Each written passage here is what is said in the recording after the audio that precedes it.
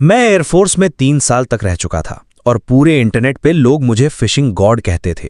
वजह यह थी कि बाकी लोग मछली पकड़ने के लिए बेट इस्तेमाल करते थे, लेकिन मैं सीधे अपनी जान दांव पर लगाकर चीजें पकड़ता था। फर्क बस इतना था कि मेरे कांटे में मछलियां नहीं, कुछ और ही फंसता था। कभी इंसानी लाशों से भरे सूटकेस निकल आते, कभी बम। एक बार तो मैंने भाले से एक न्यूक्लियर सबमरीन तक फंसा दी थी। और एक दिन अपने बॉस का चीटिंग वाला इल्लीगल फिशिंग नेट पकड़ लिया। नतीजा, बॉस सीधे जेल पहुंच गया, रहने और खाने की पूरी सुविधा के साथ। मतलब आज तक मैंने एक भी मछली नहीं पकड़ी थी, लेकिन पुलिस स्टेशन की जेल की आधी कोठरियां जरूर भर दी थी। अब हालत यह हो गई थी कि पुलिस वाले मुझे देखकर घबरा जाते थे। भाई हाथ जोड़ते हैं, अब फिशिंग मत करना। उस दिन शहर के बाहरी इलाके की साफ नदी के किनारे मैं दोपहर की तपती धूप में बैठा था। सूरज किसी क्रूर सौतेली माँ की तरह मेरे ऊपर आग बरसा रहा था। गर्मी से पूरा शरीर पसीने से भीग चुका था, लेकिन पानी में तैर रहा मेरा बॉबर 1 इंच भी नहीं हिल रहा था। मैं लगभग हीट स्ट्रोक का शिकार होने वाला था कि तभी अचानक पानी में हल्की सी लहर उठी। बॉबर हिल गया, मेरी आंखें चमक उठी। आ गई। मैंने दोनों हाथों से फिशिंग रॉड कसकर पकड़ी और पूरी ताकत से ऊपर खींचा, लेकिन अगले ही पल मेरा चेहरा बदल गया। रॉड हिली तक नहीं, उल्टा पानी के नीचे से एक भयानक ताकत रॉड के जरिए मेरे हाथों तक पहुंची। इतनी ताकत कि मैं लगभग नदी में खिंच गया। हे भगवान, ये तो बहुत बड़ी है, पक्की बड़ी वाली। पास बैठे कुछ मछुआरे जो झपकी ले रहे थे, शोर सुनकर भागते हुए आए।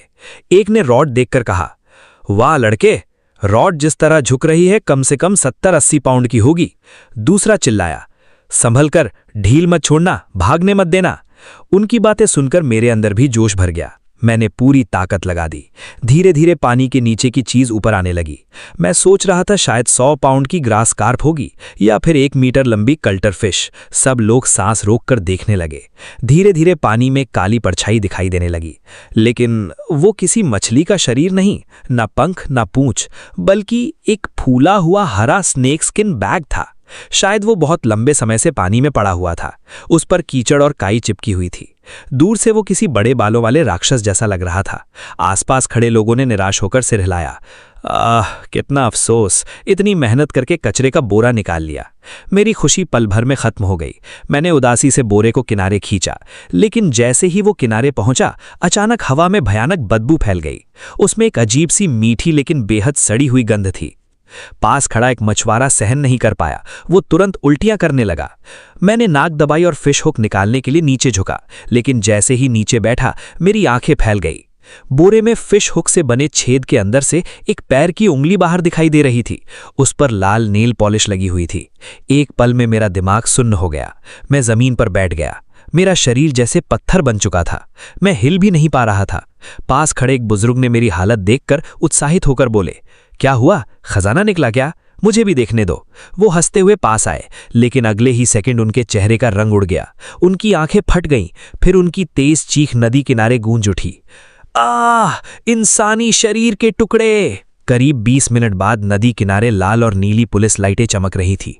2 पुलिस वाले मेरे दोनों तरफ खड़े थे। हालांकि मेरे हाथों में हथकड़ी नहीं थी, लेकिन उनका बर्ताव ऐसा था जैसे मैं कोई क्रिमिनल सस्पेक्ट हूं। उनमें से एक थे क्राइम इन्वेस्टिगेशन टीम के कप्तान वोंग जैंग वो। उनकी आंखें बिल्कुल बाज जैसी थीं। एक नज़र ही इंसान की रूह तक कपाने के लिए काफ़ी थी। मैं कांपती आवाज़ में बोला, सर, मैं तो बस फिश सूप बनाना चाहता था। मुझे क्या पता था कि ये चीज़ निकल आएगी। वोंग जैंग वो ने मेरी खाली फिश बास्केट देखी, फिर ज़मीन पर पड़े बोरे की तरफ इशारा किया। Fish soup? उन्होंने शांत स्वर में कहा। लगता है आज नहीं बनने वाला। फिर मेरी तरफ देखा। चलो स्टेशन चलकर चाय पीते हैं। कुछ सेकंड्स बाद उन्होंने जोड़ा, इंटेरोगेशन रूम में। मैं इंटेरोगेशन रूम में मैं डिस्पोजेबल कप हाथ में लेकर बैठा था। पूरा दिमाग सुन्न था। वोंग जांग वो सामने बैठे फाइल देख रहे थे। फॉरेंसिक जांच के बाद पता चला कि बोरे में सचमुच इंसानी अवशेष थे, लेकिन शरीर लगभग पूरी तरह सड़ चुका था। सिर्फ उंगलियों की हड्डियां और कुछ चर्बी बची थी। अनुमान था कि हत्या कम से कम 2 साल पहले हुई थी और इसका मुझसे कोई संबंध नहीं था। ये सुनते ही वोंग जैंग वो का चेहरा थोड़ा नर्म हुआ। ठीक है, हमारी जांच के बाद पता चला कि तुम वाकई दुनिया के सबसे बदकिस्मत मछुआरे हो। तुम जा सकते हो। फिर मुस्कुराकर बोले, वैसे अभी भी फिश सूप पीनी है? मेरा चेहरा एकदम सफ़ेद पड़ गया। मैंने दोनों हाथ हिलाए। नहीं, मैं फिशिंग छोड़ रहा हूं। जिंदगी में दोबारा कभी फिशिंग नहीं करूंगा। सारी फॉर्मेलिटीज पूरी करके मैं फिशिंग गियर लेकर पुलिस स्टेशन से बाहर निकला, लेकिन मेरी नाक में अब भी वही मीठी सड़ी गंध अटकी हुई थी। मैंने फिशिंग गियर की तरफ देखा, सोचा इसे सुखाकर फेंक दूंगा, लेकिन जैसे ही मैंने कूड़ेदान का ढक्कन खोला, अचानक मेरे दिमाग में एक आवाज गूंजी, डिंग। होस्ट की बैड लक लिमिट पार हो चुकी है। फिशिंग हीट मैप सिस्टम सफलतापूर्वक बाइंड हो गया। हर सफल कैच पर पॉइंट्स मिलेंगे। 1 point equals to $100। Newbie bonus 500 points. मेरा हाथ तुरंत रुक गया। 500 पॉइंट्स यानी $50,000।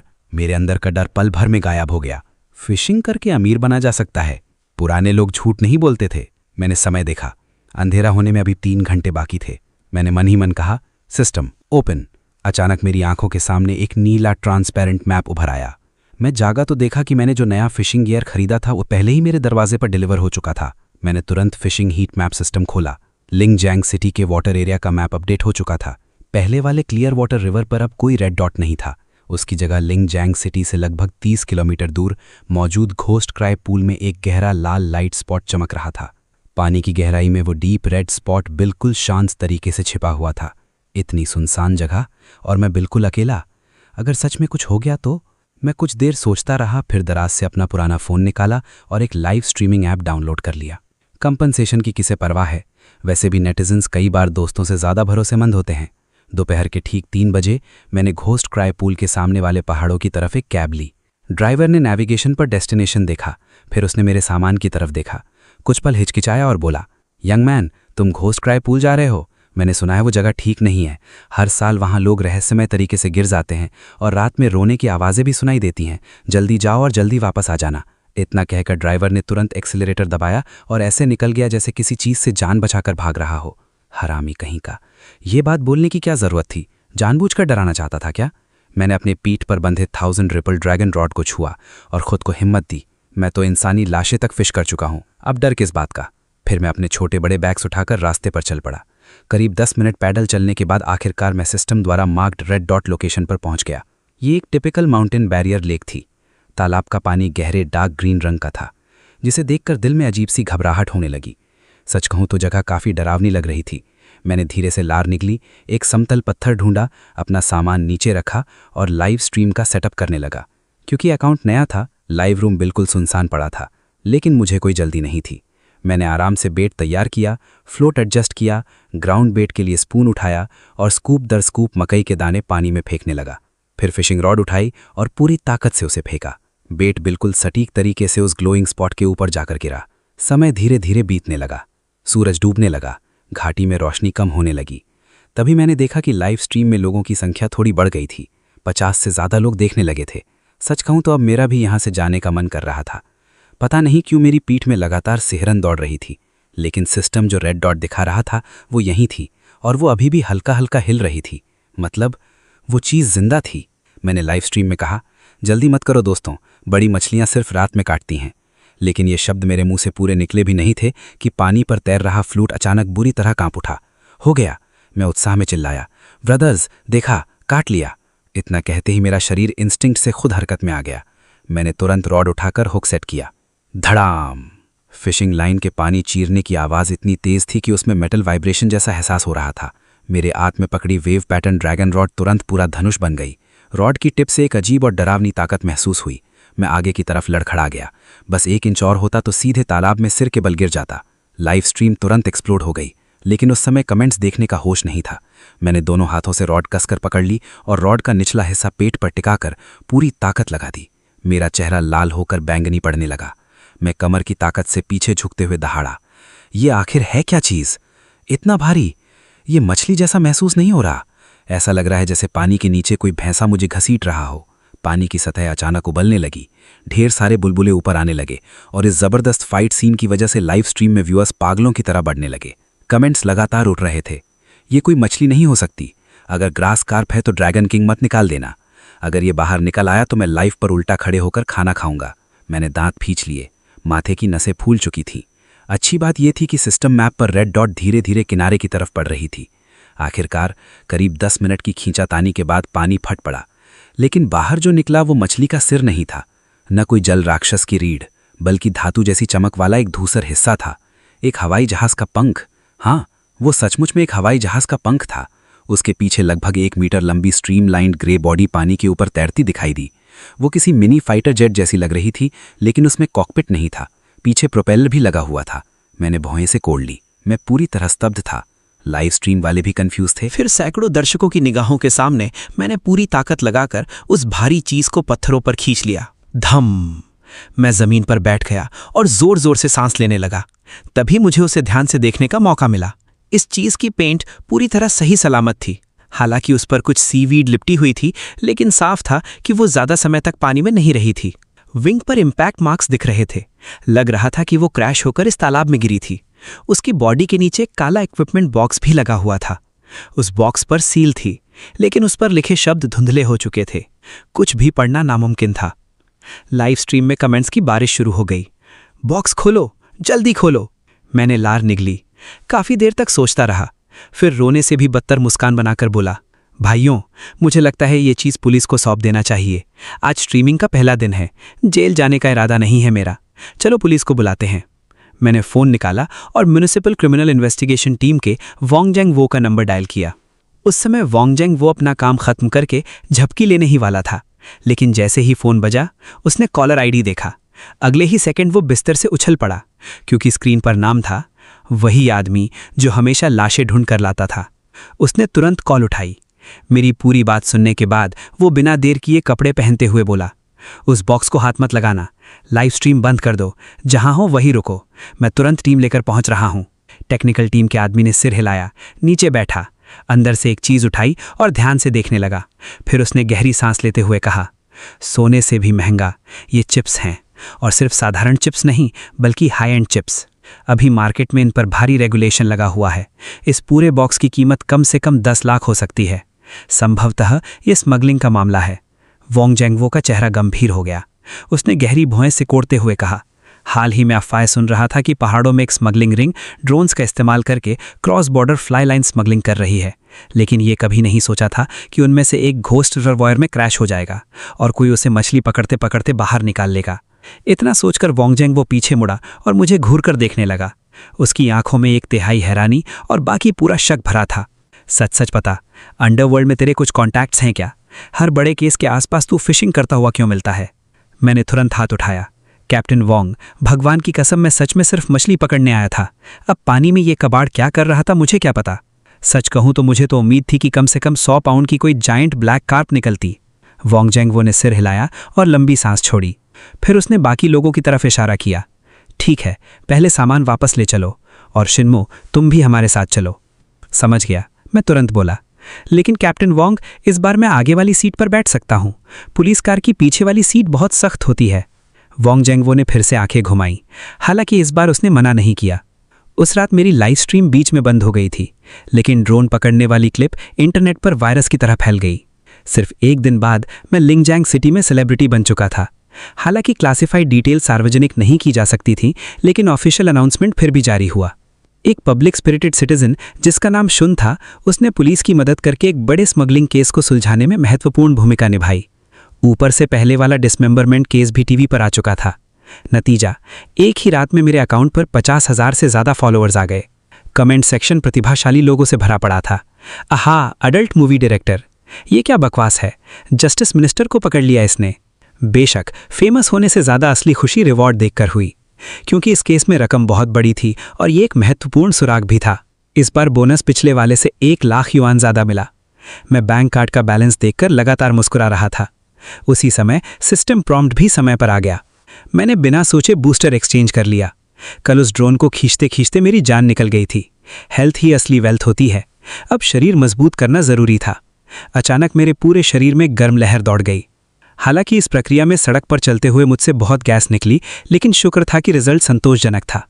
अब मेरे पास पैसा भी था और शरीर भी ज़बरदस्त हो गया था। अब लाइफ एंजॉय करने का समय था। मुझे पिछली रात लाइव स्ट्रीम के कमेंट्स याद आए। मछली तक नहीं पकड़ सकता। बस तुरंत मैंने फैसला कर लिया, मैं फ्लावर एंड बर्ड मार्केट जाऊंगा, सबसे बड़ा फिश टैंक खरीदूंगा और सबसे महंगी फिश पालूंगा। अपनी इज्जत वापस लेकर रहूंगा। लिंगजैंग सिटी का flower bird fish and insect market बहुत बड़ा नहीं था। मैं काफ़ी देर घूमता रहा, लेकिन 2 लाख युआन की नेटवर्थ के हिसाब से कोई फिश टैंक पसंद नहीं आया। मैं निराश होकर घर लौटने ही वाला था कि अचानक काफी समय से शांत पड़ा सिस्टम मैप चमक उठा। मैंने तुरंत मैप खोला और देखा कि मेरे बाईं तरफ 2 मीटर से भी कम दूरी पर एक छोटा लाइट डॉट चमक रहा है, लेकिन इस बार डॉट लाल नहीं, सुनहरा था। सिस्टम इंस्ट्रक्शंस में गोल्डन डॉट का कहीं जिक्र नहीं था। मैं चौंक गया। क्या ये कोई रेयर ट्रेजर है? आखिर गोल्ड जैसी चीज सस्ती तो नहीं होती? मैं तुरंत रुक गया और दुकान की तरफ देखने लगा। वो एक छोटा सा टर्टल स्टॉल था। वहां कुछ टूटे हुए प्लास्टिक बेसिन्स रखे थे जिनमें अलग अलग आकार के कछुए रेंग रहे थे। दुकानदार एक सीधा साधा बूढ़ा आदमी था, लेकिन मेरी नज़र उसके बगल में रखे गंदे स्टायरोफोम बॉक्स पर जाकर टिक गई, क्योंकि सिस्टम मैप का गोल्डन डॉट उसी बॉक्स से मिल रहा था। उसके अंदर हथेली जितना एक छोटा कछुआ अकेला पड़ा था। उसके ऊपर सूखी मिट्टी जमी हुई थी और उसकी पीठ पर 3 साफ काली धारियां थीं। बूढ़े ने मुझे कछुए को देखते हुए कहा, 2 दिन पहले गांव से मिला था। शायद इसे बॉक्स टर्टल कहते हैं। अगर चाहिए तो 100 युआन में ले जाओ, केवल 100 युआन। मेरी आंखें चमक उठीं। सिस्टम कभी गलत नहीं होता। मैंने बिना सोचे खरीद लिया। फिर चलते चलते लाइव स्ट्रीम चालू कर दी। ब्रदर्स, कुछ अच्छा दिखाता हूं, सिर्फ 100 युआन में लिया है, बताओ वर्थ इट है या नहीं? सुबह वाली अनाउंसमेंट के कारण जैसे ही स्ट्रीम शुरू हुई 3000 लोग एक साथ घुस आए। कमेंट्स बरसने लगे। हा हा हा, जस्टिस मिनिस्टर फिर आ गया, आज क्या पकड़ा, स्ट्रीमर फिर स्टंट कर रहा है। अचानक एक कमेंट उभरा, रुको, ये टर्टल सामान्य नहीं लग रहा। अगर मैं गलत नहीं हूं, ये वाइल्ड गोल्डन कॉइन टर्टल है। इसके शेल की ग्रोथ रिंग्स देखकर लगता है कि ये कई दशक पुराना है। कम से कम 6 अंकों की कीमत होगी। अगले ही सेकंड एक और कमेंट आया, 1 minute, wild golden coin turtle तो क्लास 2 प्रोटेक्टेड स्पीशीज है ना? मेरा हाथ कांप गया। लगभग कछुआ हाथ से गिर ही जाता। ये बेवकूफ सिस्टम। मैं समझा गोल्डन मतलब रेयर ट्रेजर, निकला गोल्ड ज्वेलरी जैसा महंगा जीव। मैंने दांत भींच लिए और अपने पूर्वजों के खिलाफ फैसला कर लिया। मैंने तुरंत वांग जांग वाओ को कॉल लगाया। फोन काफी देर तक बजता रहा। फिर उसने उठाया, शाओ एन, क्या तुम मेरे जन्मजात दुश्मन हो? मुझे महीने में सिर्फ 1 दिन छुट्टी मिलती है, अब क्या पकड़ लिया, एयरक्राफ्ट कैरियर? मैं धीरे से बोला, कैप्टन वोंग, इस बार पकड़ा नहीं, खरीदा है। फ्लावर एंड बर्ड मार्केट से कछुआ लिया था। नेटिजन्स बोल रहे हैं कि ये प्रोटेक्टेड एनिमल है। फोन की दूसरी तरफ कुछ सेकंड सन्नाटा रहा। फिर दांत पीसने की आवाज आई, हिलना मत, उस स्टॉल पर नजर रखो, मैं पास के ऑफिसर्स भेज रहा हूं अभी। 10 मिनट बाद मैं फिर से पुलिस कार में बैठा हुआ था और बेचारा बूढ़ा आदमी भी पकड़ लिया गया। उस पर एंडेंजर्ड वाइल्ड लाइफ बेचने का आरोप लगा था।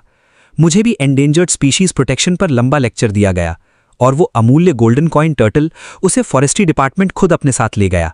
फॉरेस्ट्री ब्यूरो के एक्सपर्ट्स के आने के बाद वो पूरा मामला उनके हाथ में चला गया। इतनी भागदौड़ और झंझट के बाद जब मैं पब्लिक सिक्योरिटी ब्यूरो से बाहर निकला, तब तक लगभग अंधेरा हो चुका था। आज का दिन मछली पकड़ने से भी ज्यादा थकाने वाला था। कैसा गोल्डन ग्लो, 1 पैसा कमाया नहीं, ऊपर से अपने 100 युआन भी डुबा दिए। मैं घर पहुंचा और सोचने लगा कि अब नहाकर सीधे सो जाता हूं, लेकिन तभी अचानक सिस्टम नोटिफिकेशन की आवाज सुनाई दी और इस बार वो मेरे कानों को किसी संगीत जैसी लगी। मैं बिस्तर पर सीधा उठकर बैठ गया। Fish affinity, lower your guard. मैं कुछ सेकंड तक घूरता रह गया, फिर मेरी आंखें चमक उठी। ये क्या? ये तो सीधा नू बोरा जैसा स्किल था। मतलब अब मैं आखिरकार जिंदा मछलियां पकड़ सकता था। मेरी नज़र कमरे के कोने में रखी टेक्सचर ड्रैगन फिशिंग रॉड की तरफ गई। मेरी आंखों में फिर से आग जल गई। इतना जबरदस्त स्किल मिलने के बाद अगर मैं जाकर किसी बड़े बॉस को लूटूं नहीं तो ये स्किल की बेइज्जती होगी। अगली सुबह जैसे ही सूरज की पहली किरण खिड़की पर आई, मैं तुरंत बिस्तर से कूद पड़ा। जल्दी जल्दी मुंह धोया, अपना गियर उठाया और बड़े शिकार की तैयारी कर ली। सुबह 8 बजे मैं लिंगजैंग सिटी के उत्तरी इलाके में मौजूद बदनाम ओसाका की पैराडाइज के ओल्ड वोंग फिशिंग स्पॉट पहुंचा। ये जगह पहले एक छोड़ी हुई भट्टी हुआ करती थी। बाद में जांग दाफू नाम के एक गंजे बॉस ने इसे कॉन्ट्रैक्ट पर लेकर फिशिंग स्पॉट बना दिया। वहां पहले से ही बहुत सारे एंगलर्स बैठे हुए थे। नज़ारा काफी शानदार था। मैं अपना टैकल बैग उठाकर अंदर गया ही था कि जांग दाफू ने मुझे देखते ही आवाज लगाई, अरे अरे, ये तो हमारे लिंगजैंग सिटी के बड़े सेलिब्रिटी हैं, जस्टिस मिनिस्टर साहब। आज सीक्रेट मिशन पर आए हो या सप्लाई खरीदने? वो धुएं का छल्ला उड़ाते हुए हंसा। उसकी आंखों में मजाक साफ दिखाई दे रहा था। फिर उसने कहा, लेकिन पहले ही बता दूं, मेरे तालाब में सिर्फ मछलियां हैं, तुम्हारे वाले परफॉर्मेंस नहीं मिलेंगे। आसपास बैठे पुराने एंगलर्स जोर से हंस पड़े। मैंने उसकी बात पर ध्यान ही नहीं दिया। मैं बोला, मजाक मत करो बॉस जांग, मैं सीरियस फिशरमैन हूं। आज कितना चार्ज है? जांग दाफू ने अपनी 5 मोटी उंगलियां फैला दी। बड़े पिट में ज्यादातर बिग बोर्ड काप मिक्स्ड ग्रास काप है। 4 घंटे के लिए 500 युआन और रिसाइकल्ड फिश 4 रुपये प्रति पाउंड। मैं चौंक गया। 500? क्या ये मछलियां गोल्ड बार्स खाती हैं? जांग दाफू हंस पड़ा। उसने पीछे तालाब की तरफ इशारा किया। क्या हुआ? महंगा लगता है तो फ्री वाइल्ड रिवर चले जाओ। फिर उसने घमंड से कहा, और सुनो, कल ही मैंने इस पिट में 2000 पाउंड प्रोजेक्ट क्रुशियन चेप छोड़ी हैं, हर एक कम से कम 1 पाउंड की है। अगर स्किल है तो सबसे खराब स्पॉट और इक्विपमेंट लेकर भी पकड़ लो। उसकी बात सुनकर मैं भी गर्म हो गया।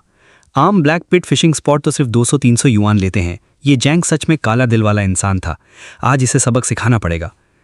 मैंने तुरंत 500 युआन निकाले और उसके सामने फेंक दिए। ठीक है, 500 ही सही, लेकिन अगर आज मैंने पूरा तालाब साफ कर दिया तो रोना मत। जैंग दाफू ऐसे हंसा जैसे उसने जिंदगी का सबसे बड़ा जोक सुन लिया हो। उसने बाकी लोगों की तरफ देखकर कहा, अगर आज तुम 50 मछलियां पकड़ लो तो तुम्हारे 500 युआन वापस, और अगर नहीं पकड़ी तो मैं यहीं खड़ा होकर ये फिशिंग नेट खा जाऊंगा। ऊपर से तुम्हें खाना भी खिलाऊंगा। यहां मौजूद सब लोग गवाह हैं। आसपास बैठे फिशरमैन तुरंत ताली बजाने लगे, लेकिन मैंने कोई जवाब नहीं दिया। सीधे जाकर अपनी जगह पर बैठ गया और लाइव स्ट्रीम चालू कर दी। ठीक है ब्रदर्स, काम शुरू करते हैं। एक एक करके लोग स्ट्रीम में आने लगे। मैंने एक्सपर्ट तरीके से फ्लोट एडजस्ट करना शुरू किया, डेप्थ चेक की, ग्राउंड बेट डाला। हालांकि पिछले कुछ सालों में मैंने ज़्यादा मछलियां नहीं पकड़ी थीं, लेकिन ये पूरी प्रक्रिया मुझे अपनी हथेली की लकीरों की तरह याद थी। ऊपर से आज मेरे पास चीट स्किल भी था। मछली पकड़ना तो बच्चों का खेल होना चाहिए था। मैंने सावधानी से ब्लड वर्म बेट लगाया और पूरे आत्मविश्वास से पहला कास्ट किया। फ्लोट पानी पर बिल्कुल स्थिर होकर खड़ा हो गया। 2 आंखें दिख रही थीं। मैंने फिशिंग रॉड पकड़ी, सांस रोक ली और ध्यान से देखने लगा। 1 मिनट बीता, 5 मिनट बीते, फिर आधा घंटा बीत गया, लेकिन फ्लोट पत्थर की तरह बिल्कुल शांत था। ये नहीं होना चाहिए था। मैंने सिस्टम हीट मैप देखा। वहां साफ दिखाई दे रहा था कि ढेर सारे वाइट डॉट्स मेरे स्पॉट के आसपास इकट्ठे थे। लेकिन अजीब बात यह थी, वे हुक के आसपास घूम रहे थे पर मुंह नहीं खोल रहे थे। ये बहुत अजीब था। उधर टोल बूथ में बैठा जैंग दाफू आराम से एसी की हवा खा रहा था। वो मॉनिटर देखकर हल्का मुस्कुराया। उसके होंठों पर ठंडी हंसी उभरी। बेवकूफ, कल मैंने यहां आधा टन फर्टिलाइजर डाला था। पानी का ऑक्सीजन लेवल नीचे गिर गया है। मछलियां घुट रही हैं। जब फिश फ्लोटिंग करने वाली हों तो तुम्हारा बेट कौन खाएगा? समय बीतता गया और मेरे माथे पर पसीना आने लगा। आज कहीं खुद की ही बेइज्जती तो नहीं करा बैठूंगा। लाइव स्ट्रीम का माहौल भी बदलने लगा। कमेंट्स उड़ने लगे, स्ट्रीमर आज कुछ करेगा भी? इतनी देर हो गई, एक बाइट तक नहीं आया। योर ऑनर, मामला संदिग्ध लग रहा है। मुझे लगता है पुलिस बुलानी पड़ेगी। यहां फिशी फ्रॉड की स्मेल आ रही है। ये सब देखकर मेरी इज्जत सच में दांव पर लग गई थी। मैंने गहरी सांस ली और मन ही मन बुदबुदाया, system skill full power, junior torpedo river clear, activate now. जैसे ही ये ख्याल मेरे दिमाग में आया, मेरे शरीर से एक अदृश्य लहर पानी के अंदर फैल गई और अगले ही सेकंड चमत्कार हो गया। हीट मैप पर जो वाइट डॉट्स आलस से चक्कर काट रहे थे, वे अचानक बेचैन हो उठे और पागलों की तरह मेरे फिशिंग स्पॉट की तरफ दौड़ पड़े। जो पानी अभी तक शांत था, वो अचानक उबलते हुए पानी की तरह खौलने लगा। मेरी आंखें चमक उठी। मैंने फिशिंग रॉड कसकर पकड़ी और लाइव स्ट्रीम में चिल्लाया, आ गए। ठीक है ब्रदर्स, ध्यान से देखो, मछलियां होल में आ गई हैं। लाइव स्ट्रीम वाले भी पानी में अचानक हुए बदलाव को देख चुके थे। कमेंट्स पागलों की तरह उड़ने लगे। होली क्रैप, ये क्या हो रहा है? पानी अचानक क्यों फट पड़ा? क्या आज फुल स्कोर होने वाला है? लेकिन मामला मेरी उम्मीद से थोड़ा ज्यादा अजीब दिशा में जा रहा था। मछलियां आई जरूर थीं, लेकिन ऐसा नहीं लग रहा था कि वे बेट के लिए आई थीं, बल्कि ऐसा लग रहा था जैसे कोई फैन क्लब अपने आइडल से मिलने आ गया हो। वे पागलों की तरह मेरे फ्लोट से रगड़ खा रही थीं, फिशिंग लाइन के साथ साथ घूम रही थीं। कुछ तो पानी से बाहर छलांग भी लगा रही थीं, जैसे सीधे किनारे पर चढ़ना चाहती हों। धप, 2 पाउंड से भी ज्यादा भारी एक ब्रीम मछली मेरे पैरों के पास आ गिरी। कीचड़ में तड़पते हुए उसका मुंह खुल बंद हो रहा था, जैसे वो चिल्ला रही हो, भाई मैं तुमसे प्यार करती हूं। मैं वहीं जम गया। लाइव स्ट्रीम में नेटिजन्स भी पूरी तरह स्तब्ध थे। कमेंट्स फट पड़े, ये कौन सी कारी जादू की बेट शॉप है? स्ट्रीमर, तूने पानी में क्या मिलाया? ये मछलियां अचानक पागल क्यों हो गई? क्या ये लेजेंडरी फिश अपोकलिप्स है? उधर जैंग दाफू का चेहरा भी बदल चुका था। डर के मारे उसके हाथ से सनफ्लावर सीड्स तक गिर गए। वो कई सालों से फिशिंग स्पॉट चला रहा था। उसने एक्सपर्ट्स भी देखे थे, नूब्स भी देखे थे, लेकिन मछलियों को खुद पानी से बाहर कूदते कभी नहीं देखा था। लेकिन इस समय मैं खुश नहीं था। मेरे माथे पर ठंडा पसीना आ चुका था। इतनी सारी मछलियां मेरे चारों तरफ घूम रही थीं, लेकिन एक भी हुक नहीं निकल रही थी। मैंने रॉड उठाई और सिर्फ एक स्केल निकल कर आई। मैं गुस्से में दांत पीसने लगा। धत तेरी की, सिर्फ रगड़ क्यों खा रही हो? सीधा काट क्यों नहीं लेती? जब मैं इन पागल फैन से निपटने की कोशिश कर रहा था, तभी मेरी नजर अचानक हीट मैप पर गई। घने वाइट डॉट्स के बीच एक पहचाना रेड डॉट चमक उठा, सीधे मेरे नीचे। और उस रेड डॉट से रिपल जैसी लाइट वेव्स बाहर निकल रही थी, जैसे साउंड वेव्स फैल रही हों। मेरा दिल धक से रह गया। रेड डॉट, फिर से रेड डॉट। मुझे पहले से पता था। सिस्टम मुझे चैन से फिशिंग नहीं करने देगा। लेकिन तभी मेरे दिमाग में अचानक एक आइडिया आया। मैंने दूर खड़े जांग दाफू की तरफ देखा और चिल्लाया, बॉस जैंग, तुम्हारी फिश में कुछ गड़बड़ है क्या? ये नीचे क्यों नहीं जा रही? इस समय तक जांग दाफू मेरे पीछे आ चुका था। वो भी तालाब को शक भरी नजरों से देख रहा था। मेरी बात सुनकर उसने गर्दन आगे बढ़ा ली और बोला, आज मौसम गर्म है, एयर प्रेशर कम है, फिश का ऊपर रहना सामान्य है। फिर उसने होंठ टेढ़े किए, तुम्हारी टेक्निक खराब है, फिश को दोष क्यों दे रहे हो? सीधे बोलो, तुम ही बेकार हो। मैंने ठंडी हंसी छोड़ी और पानी के नीचे चमकते रेड डॉट को देखते हुए कैमरा की तरफ मुस्कुराया। ठीक है ब्रदर्स, बॉस जैंग कह रहे हैं मेरी टेक्निक खराब है, तो चलो आज अलग फिशिंग मेथड ट्राई करते हैं। इतना कहकर मैंने सबके सामने लाइन बदलनी शुरू कर दी। इस बार मैंने मोटी हैवी ड्यूटी 2.0 डेमा लाइन लगाई, जितनी शू लेस होती है, और उसके साथ लगाया ट्रेबल हुक। हालांकि फिश एफिनिटी स्किल थोड़ा गड़बड़ था, लेकिन आज तक रेड डॉट ने मुझे धोखा नहीं दिया था। जांग दाफू मेरी लाइन देखकर घबरा गया। उसकी पलकें तेजी से फड़कने लगी। अरे अरे अरे, तू कर क्या रहा है? ये ट्रेबल हुक है, ऐसी चीज से कौन फिशिंग करता है? मैं धीरे से खड़ा हुआ, कंधे घुमाए, और मेरी नजर पानी के नीचे उस रेड डॉट पर टिक गई। फिर मैंने मुस्कुराकर कहा, किसने कहा कि मैं फिशिंग करने वाला हूं? अब देखो। अगले ही पल जैसे कोई ग्रेनेड फेंक रहा हो, मैंने निशाना साधा और एंकर हुक सीधे रेड डॉट की तरफ दे मारा। छपाक! ट्रेबल हुक सीधे पानी के तल में धंस गया। मैंने तुरंत रॉड नहीं खींची, बल्कि सिस्टम मैप देखकर धीरे धीरे उसे घसीटना शुरू किया। थोड़ा और, जैसे पानी के नीचे का टेरेन महसूस कर रहा हूं। फिर अचानक टक! कुछ कठोर चीज से टकराने का एहसास हुआ। वो एहसास मैं बहुत अच्छी तरह पहचानता था। मैं दहाड़ा, बाहर निकल! मेरी आवाज सुनकर आसपास के सारे फिशरमैन चौंक गए। सब ने पलटकर मेरी तरफ देखा। मैं पैरों को मजबूती से जमाकर खड़ा था। रॉड अपने लिमिट तक झुक चुकी थी। मैंने ड्रैगन फिशिंग पोल को पूरी ताकत से ऊपर खींचा। अगर पहले हुक सेट करना धनुष चलाने जैसा था, तो इस बार ऐसा था जैसे कोई विशाल लोहे का तार खींच रहा हूं। फिशिंग लाइन के पानी चीरने की डरावनी आवाज पूरे फिशिंग स्पॉट में गूंज उठी। नीचे जो भी था वो बेहद भारी था। मैं उसे बाहर खींचना तो दूर, खुद लगभग गिर पड़ा। उधर जांग दाफू ने राहत की सांस ली, फिर उछल उछल कर चिल्लाने लगा, फंस गया, पक्का फंस गया। शैन सुन ले, अगर लाइन टूट गई तो मेरी जिम्मेदारी नहीं। लाइव स्ट्रीम में भी हड़कंप मच गया। कमेंट्स की बारिश शुरू। ये फिशिंग कम और टग ऑफ वॉर ज्यादा लग रही है। अब टूटेगी लाइन, ड्राई फ्राई मूव देखने को मिलेगा। कहीं कोई बहुत बड़ी चीज तो नहीं? लेकिन तभी मैंने महसूस किया नीचे की चीज हिल रही थी, लेकिन भागने की कोशिश नहीं कर रही थी, बल्कि बहुत तेज फ्रीक्वेंसी वाली हल्की कंपन कर रही थी, जैसे पानी के नीचे कोई इलेक्ट्रिक मोटर चालू हो। मैंने दांत भींच लिए, माथे की नसें बाहर निकल आईं और बेसिक फिजिक इन्हेंसर से बदला हुआ मेरा शरीर पूरी ताकत से फटने को तैयार था। उसी पल अचानक जबरदस्त ताकत फटकर बाहर निकली। आजा, ऊपर निकल! गंदले पानी की तेज लहर के साथ कीचड़, उलझी हुई जंगली घास और फिशिंग नेट का एक बड़ा गुच्छा ऊपर उछला। मैंने पूरे जोर से नीचे पड़े उस बड़े माल को खींचकर बाहर निकाल लिया। सभी लोगों ने देखा कि वो एक आयताकार काला डिब्बा था, जो देखने में किसी बड़े स्पीकर जैसा लग रहा था। उससे एक लंबी वाटरप्रूफ केबल जुड़ी हुई थी, जो तालाब के दूसरे तरफ तक जा रही थी। जैसे ही मैनेजमेंट हाउस की तरफ से जुड़ी वो चीज पानी से बाहर निकली, पहले जो कान चीर देने वाली भनभनाहट और तीखी इलेक्ट्रिक आवाज आ रही थी, वो अब साफ सुनाई देने लगी। किनारे पर खड़े लोगों को ऐसा लगा जैसे किसी ने उनके कानों के पर्दों में सुई घुसा दी हो। साथ ही एक अजीब सी चिड़चिड़ाहट और बेचैनी भी महसूस होने लगी। जो मछलियां अभी तक मेरे आसपास घूम रही थी, जैसे ही वो चीज पानी से बाहर निकली, वो बुरी तरह डर गई। छींटे उड़ाती हुई वो हर दिशा में भागने लगी और पागलों की तरह किनारे से टकराने लगी। कुछ तो उल्टा पेट ऊपर करके तैरने लगी। एक पल के लिए सभी मछुआरों ने अपनी फिशिंग रॉड नीचे रख दी और उस काले डिब्बे को घूरने लगे। एक बूढ़े मछुआरे ने अपने रीडिंग ग्लास उतारे और आंखें सिकोड़ते हुए कहा, क्या ये आखिर है क्या चीज? मैंने ठंडी हंसी छोड़ी और धड़ाम से वो चीज जांग दाओ के पैरों के सामने फेंक दी। मिस्टर जैंग, जरा समझाओगे, यही है तुम्हारा लो एयर प्रेशर या मेरी स्किल कमजोर थी? जांग दाओ का चेहरा एकदम सफेद पड़ गया। उसने घबराकर तुरंत पावर केबल पकड़ने की कोशिश की, लेकिन मैंने पहले ही उस पर पैर रख दिया। मैंने आसपास खड़े लोगों की तरफ देखा। दोस्तों, अगर मैं गलत नहीं हूं तो इसे high frequency sonic fish attractor कहते हैं। आसान भाषा में बोलूं तो ये इलेक्ट्रॉनिक वर्जन वाला किल एवरीथिंग नेट है। ये सुनते ही सभी मछुआरों को समझ में आ गया कि मामला क्या है, और अगले ही पल उनका गुस्सा फट पड़ा। क्या बकवास है! तो इसीलिए मैं, एक रिटायर्ड एयरफोर्स वाला आदमी, यहाँ एक भी मछली नहीं पकड़ पा रहा था? हरामी कहीं के!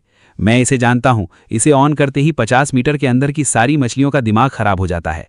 बेट खाना तो दूर, जिंदा बच जाएं वही बहुत बड़ी बात है। 1 दर्जन गुस्साए मछुआरे लैंडिंग नेट हाथ में लेकर जांग डाफू को घेरने लगे। जांग डाओ के पैर कांप रहे थे।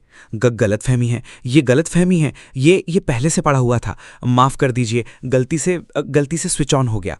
भीड़ और भड़क गई। मजाक कर रहा है, इसकी वायरिंग तो बिल्कुल नई लग रही है, रिफंड दो, रिफंड। तभी अचानक दूर से पुलिस सायरन की आवाज सुनाई देने लगी। आवाज तेजी से पास आती गई। पता नहीं किसने पुलिस बुला ली थी। पुलिस की गाड़ी आकर रुकी, दरवाजा खुला और अंदर से एक जानी पहचानी लंबी टांग बाहर आई। वो था वोंग जैंग वो। इस बार वो प्लेन क्लोथ्स में था। उसके हाथ में स्टीम्ड बंस का बैग भी था। लग रहा था बेचारे ने अभी तक नाश्ता भी नहीं किया था और बीच में ही कॉल आ गई। वोंग जैंग वो की नजर भीड़ पर घूमी और आखिरकार मुझ पर आकर रुक गई। उसने गहरी सांस ली, फिर कनपटियां दबाते हुए बोला, शिन्मो, काम के समय मेरे ऊपर ट्रैकर लगा रखा है क्या? मैं बस आराम से नाश्ता लेने गया था और तुमने फिर नया कांड कर दिया। मैंने तुरंत मासूम चेहरा बनाया और जमीन की तरफ इशारा किया। कैप्टन वोंग, मैं कसम खाता हूं, आपको पता है मैं कई दिनों से एक भी मछली नहीं पकड़ पाया हूं, इसलिए आज खास तौर पर फिश पॉन्ड आया था। किसे पता था कि फिर से ये चीज निकल आएगी? और ये मालिक स्कैम कर रहा था, एक आदमी से 500 ले रहा था। मैं तो पब्लिक सर्विस कर रहा हूं। वोंग जैंग वो ने अभी भी भनभना रहे उस चीटिंग डिवाइस को देखा और हंस पड़ा। हालांकि इस तरह का केस उनकी क्रिमिनल इन्वेस्टिगेशन टीम के अधिकार क्षेत्र में नहीं आता था, लेकिन जब मामला बड़े फ्रॉड का हो तो नजरअंदाज भी नहीं किया जा सकता। उसने हाथ हिलाया। पीछे खड़े कई पुलिस अधिकारी तुरंत आगे बढ़े और जांग दाफू को पकड़ लिया। उधर लाइव स्ट्रीम पूरी तरह फट चुका था। स्क्रीन पर लगातार कमेंट्स बरस रहे थे, लॉर्ड शिन की जय, न्याय मंत्री शिन जिंदाबाद। मामला खत्म करने के बाद वोंग जांग वो मेरे कंधे पर हाथ रखकर बोला, बुरा नहीं बच्चे, 2 दिन नहीं मिले और तुमने क्रिमिनल केसेस से बढ़ाकर इकोनॉमिक क्राइम्स तक पहुंचा दिया। मैंने अपना खाली बैलेंस देखा, फिर मजबूर मुस्कान के साथ बोला, कैप्टन वोंग, आप बहुत तारीफ कर रहे हैं। सच कहूं तो मैं तो बस एक बड़ी क्रैब पकड़ना चाहता था। देखो, आज भी खाली हाथ रह गया। वोंग जैंग वो ने फिश बास्केट की तरफ देखा, फिर किनारे पर तड़पती मछलियों की ओर इशारा करके हंसते हुए बोला, अरे वहां तो एक तो है। मैंने उस मछली को पैर से वापस पानी में धक्का दिया और सिर हिलाया। वो नहीं गिना जाएगा। एक मछुआरे के लिए जमीन से उठाना कैच करना नहीं होता। अगली बार मैं जरूर मछली पकड़ूंगा। इसके बाद वोंग जैंग वो पुलिस गाड़ी के साथ सायरन बजाता हुआ चला गया। उसी समय मेरी आंखों के सामने सिस्टम इंटरफेस फिर चमका। नया मैसेज सामने आ गया। मैं एक पल के लिए सोच में पड़ गया। धत्तरी की, ये काम तो असली फिशिंग से भी ज्यादा फायदेमंद लग रहा है। लेकिन अगले ही पल मैंने जोर से सिर हिलाया और इस खतरनाक सोच को दिमाग से निकाल दिया। मैं एक मछुआरा हूं, बाउंटी हंटर नहीं। मैं अपने असली इरादे नहीं भूल सकता। मैंने समय देखा, अभी काफी जल्दी थी, इसलिए मैं अपना खाली फिश बास्केट उठाकर तुरंत दूसरी जगह निकल गया। लेकिन मुझे बिल्कुल अंदाजा नहीं था कि एक फोटो की वजह से मैं पूरे लिनजैंग शहर के फिशिंग सर्कल में लेजेंड बन चुका था। उस फोटो में मैं अपनी signature BU dragon fishing rod पकड़े खड़ा था। पीछे सील किया हुआ फिश पॉन्ड और चमकती पुलिस कारें दिखाई दे रही थीं। फोटो के नीचे सिर्फ एक लाइन लिखी थी, लेकिन उस लाइन का हर शब्द किसी चाकू की तरह दिल में चुभ रहा था। दोपहर 1 बजे मैं अपना सामान लेकर शहर के पूर्व के हिस्से में बने हैप्पी फिशिंग गार्डन के गेट पर पहुंचा। जब ओल्ड जैन का फिशिंग स्पॉट नकली निकला तो अब किसी असली जगह चलते हैं। सुना था इस जगह का मालिक काफी अच्छा इंसान है। फिशिंग कम्युनिटी में उसकी रेपुटेशन भी अच्छी थी। बस मेरे घर से काफी दूर पड़ता था, इसलिए मैं पहली बार यहां आया था। मैं गेट के पास पहुंचा और फीस पूछने ही वाला था कि अचानक गेटकीपर की आंखें ऐसे फैल गईं जैसे उसने कोई भूत देख लिया हो। वो घबराकर मुड़ा और अंदर भागते हुए चिल्लाया, बॉस बॉस भागो, यमराज आ गया। उस बूढ़े आदमी को भागते देखकर मैं पूरी तरह हैरान रह गया। मेरे दिमाग ने जैसे काम करना बंद कर दिया था। आखिर हुआ क्या था? आधे मिनट से भी कम समय बीता होगा कि अचानक मालिक 2 सिगरेट के पैकेट हाथ में लेकर बाहर दौड़ता हुआ आया और बिना कुछ कहे उन्हें मेरी बाहों में ठूस दिया। उसके चेहरे पर जबरदस्ती की मुस्कान थी। भाई, अच्छे लड़के हो तुम। सुनो, अगर चाहो तो कहीं और शिफ्ट हो जाओ, कोई बात नहीं। मास्टर, मैं यहां बस एक छोटा सा बिजनेस चला रहा हूं, थोड़ा रहम करो। ये 2 पैकेट मेरी तरफ से हैं। क्या आप कहीं और जाकर मछली नहीं पकड़ सकते? मैं एकदम चौंक गया। ऐसी बात नहीं है बॉस, मैं तो बस शांति से मछली पकड़ना चाहता हूं। वो लगभग रोने वाला चेहरा बनाकर बोला, मास्टर शिन, बात ये नहीं कि मैं आपको मछली पकड़ने नहीं देना चाहता। मुझे बस डर लग रहा है कि अगर आपने यहाँ कांटा फेंका तो कहीं मेरे परदादा की हड्डियां ही बाहर ना निकाल लाएं। मैं इतना बड़ा झटका सह नहीं पाऊंगा। ये कहकर उसने कड़वी मुस्कान के साथ अपना फोन निकाला और मेरी तरफ बढ़ा दिया। 10 मिनट बाद मैं सड़क किनारे खड़ा था। हाथ में 2 सिगरेट के पैकेट थे और दिमाग पूरी तरह गड़बड़ हो चुका था। ये क्या मुसीबत है? ये तो कमबख्त किसी कर्स जैसा लग रहा है। मैं तो बस आराम से मछली पकड़ना चाहता था। आखिर में फिशिंग इंडस्ट्री का पब्लिक एनिमी नंबर 1 कैसे बन गया? फिशिंग स्पॉट में घुस नहीं सकता, जंगली नदी में जाऊं तो बदकिस्मती पीछा करती है। क्या किस्मत में कसम ढाली है इस एयरफोर्स वाले की जिंदगी बर्बाद करने की? तभी जेब में रखा फोन अचानक वाइब्रेट हुआ। मैंने निकाल कर देखा, वो मेरे फिशिंग बडी ओल्ड चुन का वॉइस मैसेज था। जैसे ही मैंने खोला, उधर से जोरदार हंसी सुनाई दी। सुना है लिंगजांग के सारे फिशिंग स्पॉट ने तुम्हें ब्लैकलिस्ट कर दिया है? ये तो बहुत मजेदार है।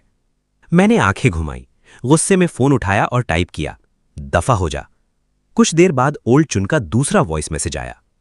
इतना निराश मत हो, अगर फिश पॉन्ड नहीं जाने दे रहे तो रिजर्वॉयर चले जाओ। हमारे नीचे वाले जिलों में कई बड़े रिजर्वॉयर हैं, जैसे dragon king reservoir, black water pond और भी बहुत। थोड़ा दूर हैं, लेकिन वहां की मछलियां बड़ी और पूरी वाइल्ड हैं। वहां कोई रोकने वाला भी नहीं। ये सुनते ही मेरी आंखें चमक उठीं। सही बात, रिजर्वॉयर इतने बड़े होते हैं कि वहां कोई बॉस नहीं होगा। मैं जैसे चाहूं वैसे फिशिंग कर सकता हूं। लेकिन अगले ही पल एक और समस्या सामने आ गई। बहुत दूर है, हर बार इतना सामान लेकर टैक्सी से आना जाना बेकार होगा। मैंने फोन का बैलेंस देखा और अचानक दिमाग में एक खतरनाक विचार तेजी से बढ़ने लगा। मुझे कार खरीदनी होगी। पक्की बात, सिर्फ कार नहीं, ऐसी कार जो सामान भी ढो सके और तेज भी हो। एक असली फिशिंग एंथुजियास्ट की ऑफ रोड व्हीकल। ये सोचते ही मेरी आंखों में दृढ़ता भर गई। भाड़ में जाए ये पे टू फिश पॉन्ड, अब मैं बड़े रिजर्वॉयर पर कब्जा करूंगा। एक्सपेडिशन मोड इनिशिएटेड, सोचा और तुरंत निकल पड़ा। मैं सीधे कार डीलरशिप पहुंच गया। अपनी पसंद की ऑफ रोड व्हीकल चुनने में मुझे पूरे 10 मिनट लगे। उसके बाद मैंने एक्सीलरेटर दबाया और कार सीधे शोरूम से बाहर निकाल दी। पीछे बस धुआं रह गया और शॉक्ड सेल्स स्टाफ। तभी दिमाग में फिर वही परिचित आवाज गूंजी, डिंग। होस्ट ने पहली मोटर व्हीकल प्राप्त कर ली है। फिशिंग हीट मैप अपग्रेड हो रहा है। Expedition mode activated. Map permission update. Current scan radius बढ़कर 100 किलोमीटर हो गया है। मेरे सामने वर्चुअल मैप अचानक कई गुना बड़ा होकर फैल गया। मेरा सीना गर्व से भर गया। अब पूरे लिंगजांग शहर के रिजर्वॉयर मेरे साम्राज्य होंगे। ड्रैगन किंग रिजर्वॉयर, मैं आ रहा हूं।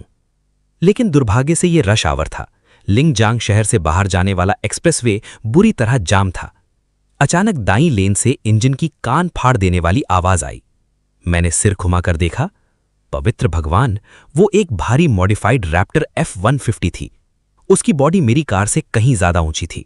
पीछे एक छोटा बेस बोट ट्रेलर भी लगा था। उस सेटअप की कीमत कम से कम लाखों में होगी। तभी रैप्टर की ड्राइवर साइड विंडो नीची हुई। अंदर लाल बालों वाला एक लड़का बैठा था, आंखों पर सनग्लासेस, एक हाथ खिड़की से बाहर, कलाई पर रिचर्ड मिली वॉच। मैं अभी उसे देख ही रहा था कि उसने भी मुझे देख लिया। अचानक उसने सनग्लासेस उतारे, फिर भूत देखने जैसा चेहरा बनाकर चिल्लाया, हे भगवान, क्या तुम वही शिन्मो हो जो टीचर चन के स्ट्रीम पर हमेशा ब्लैंक हो जाता है? मेरे माथे पर पसीना आ गया। मैंने विंडो नीची की, फिर नाराज होकर कहा, मैं शिन्मो हूं, लेकिन मैं एक मछुआरा हूं। यह सुनते ही वो लड़का पागलों की तरह हंसा। उसने मेरी कार के पीछे रखे फिशिंग गियर की तरफ इशारा किया, फिर बोला, मैंने तुम्हारे 2 स्ट्रीम देखे हैं, एक भी मछली नहीं दिखी। आज फिर स्टेशन पर सामान डिलीवर करने जा रहे हो क्या? मैंने दांत पीस लिए। इस लड़के की जुबान इतनी जहरीली क्यों है? मैं विंडो ऊपर ही करने वाला था कि उसने फिर आवाज लगाई, मेरा नाम श्याओ डुयू है, लिंगजांग बैस क्लब से हूं। बैस फिशिंग करने वाला हर आदमी मुझे जानता है। माननीय महोदय, आज मुकाबला करेंगे। ये नाम सुनते ही मैं थोड़ा गंभीर हो गया। लिंगजांग फिशिंग सर्कल में इसका नाम काफी मशहूर था। एक रिच सेकंड जनरेशन लड़का जो मछलियां कम और महंगे इक्विपमेंट ज्यादा खरीदता था। लोग उसे मजाक में कहते थे, खराब स्टूडेंट जिसके पास स्कूल सप्लाई बहुत हो। मैंने बिना सोचे जवाब दिया, रहने दो, दिलचस्पी नहीं है। वो मुस्कुराया, ऐसा मत करो, वैसे भी मैं ड्रैगन किंग रिजर्वॉयर जा रहा हूं। सुना है वहां ट्रॉफी क्लास ASP मछलियां हैं, चलो मजा करते हैं। अगर तुम जीत गए तो मेरी कार में रखा brand new Shimano lure set तुम्हारा, 30,000 से ज्यादा का है। मैं विंडो ऊपर ही करने वाला था, लेकिन हाथ अचानक रुक गया। मेरी बाउंड वेव ड्रैगन रॉड अच्छी थी, लेकिन वो प्लेटफॉर्म फिशिंग रॉड थी। मैं हमेशा से high and lure fishing try करना चाहता था, लेकिन इक्विपमेंट खरीदने की हिम्मत नहीं हुई। मैंने श्याओ डुयू की तरफ देखा, फिर धीरे से पूछा, मुकाबला कैसे होगा? वो हंसा।